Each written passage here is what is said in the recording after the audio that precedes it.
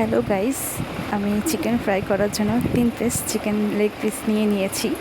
এখন চিকেনটাকে ভালো করে ধুয়ে একটু লবণ মাখিয়ে 5 মিনিট রেখে আবার ধুয়ে নিব, যাতে একটু কষ্ট না থাকে। অনেকক্ষণ ভালো করে ঠান্ডা পানি দিয়ে আমি ধুয়ে নিলাম। নেওয়ার পর একটু দুটো টিস্যু পেপার নিলাম, নিয়ে ভালো করে চিকেনটাকে মুছে নিলাম, যাতে চিকেনে একটু পানি না থাকে।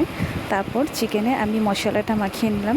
3 পিস রান আছে, এটাতে বেশি মশলা লাগবে না।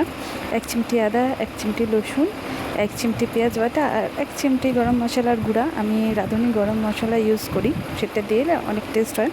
অ্যান্ড স্বাদ মতো লবণ দিয়ে মাখিয়ে আধা ঘন্টা রেখে দিলাম নর্মাল ফ্রিজে। তারপর বের করলাম, ময়দা দিয়ে কোট করলাম। 2টো ডিম ফেটিয়ে রেখেছিলাম, ডিম দিয়ে কোট করলাম, আবার ময়দাতে কোট করলাম, আবার ডিম দিয়ে কোট করলাম। তারপর ব্রেড গ্রামে কোট করলাম। কোট করার পর আমি গরম তেলে এটা ফ্রাই করে নিলাম। হয়ে গেল আমার লাল লাল yummy chicken leg piece fry recipe. এটা আমি টমেটো সস অ্যান্ড ইয়েলো মারফাত সস দিয়ে খেয়েছি। এটা আমি মেয়োনিজ দিয়েও খেয়েছি।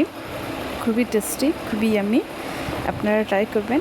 অ্যান্ড কে কোথা থেকে আমার রেসিপি দেখছেন কমেন্টস করে জানাবেন আমার রেসিপি কেমন লাগে, আর কোন কোন রেসিপি দিলে ভালো হয় অবশ্যই জানাবেন কমেন্টস করে। ধন্যবাদ, ভিডিও দেখে সাথে থাকবেন। থ্যাংক ইউ সবাইকে।